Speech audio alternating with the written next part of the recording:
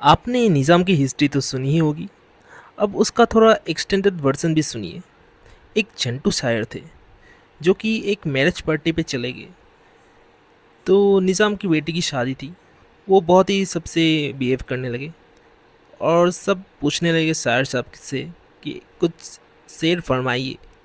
तो शायर साहब फरमाने लगे, शेर कहे या शायरी कहे या गाए कोई गाना, शेर कहे या शायरी कहे या गाए कोई गाना, तेरी नानी पैर उठाए छोदे मेरे नाना। तो ये सुनकर सारे लोग हंस पड़े और सारे लोग तालियां बजाने लगे। तो ये उसके बाद सुनिए,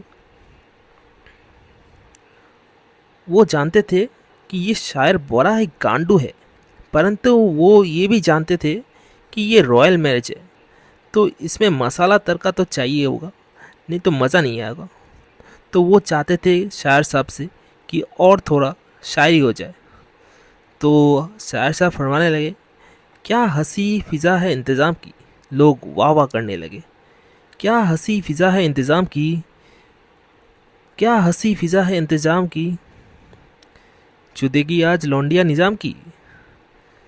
तो लोग बहुत ही गुस्से हो पड़े ये सुन के, क्योंकि साले हमारे जैसे नहीं थे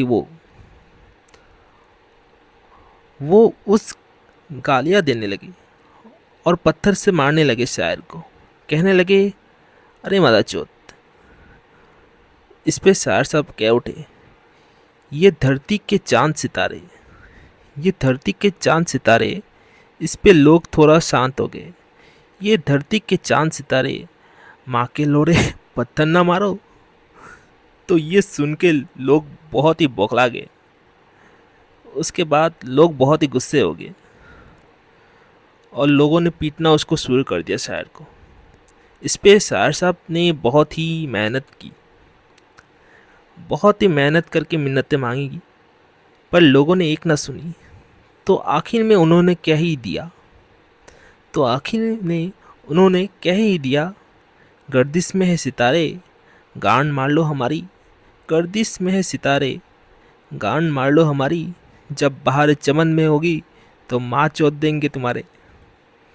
तो ये सुन के लोग थोड़ा ठहर गए। फिर से निज़ाम की दूसरी बेटी की शादी तय हुई। सभी लोगों को बुलाया गया।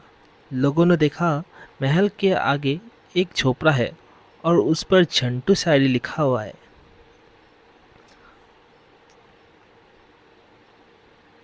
तो शेर कुछ यूँ था, यह है गरीब शायर का झोपड़ा, यह है एक गरीब शायर का झोपड़ा, जो महल में जाए उसकी माँ का भोसड़ा।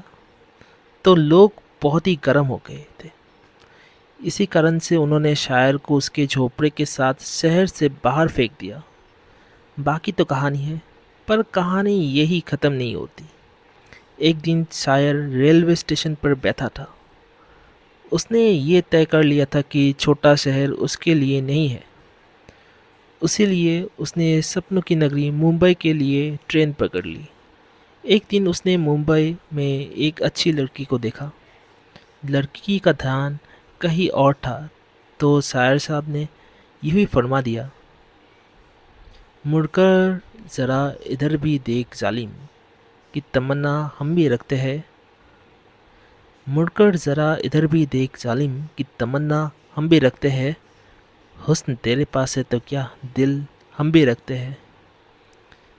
तो ये सुनकर लड़की बहुत ही इम्प्रेस हो गई। लड़की ने सोचा कि ये शायर तो बहुत ही अच्छा शायरी करता है, और वो मुस्कुराकर शायर को यूं ही देख के चली गई।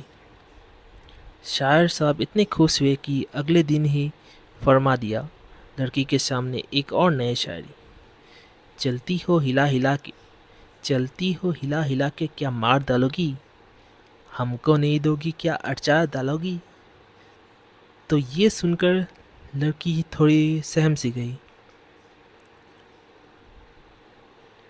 लड़की को ये भी शायरी बहुत ही पसंद आई। लड़की शायर पर फिदा हो गई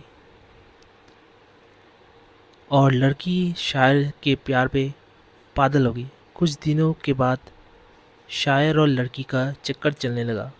शायर लड़की को बहुत इम्प्रेस करने लगा अपनी नए नए शायरी से। तो एक सुहाने मौसम में हमारे दोस्त शायर ने क्या ही डाला,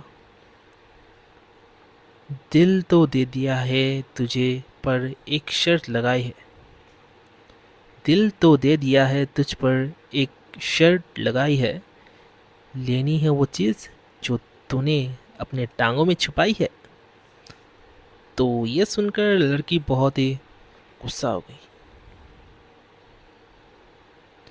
लड़की को कोई अंदाज़ा नहीं था झंटू शायरी की शायर का, पर फिर भी वो एक बार घूमकर देखी। शायर को लगा लड़की शर्मा गई और उसे पसंद आ रही है उसकी शायरी।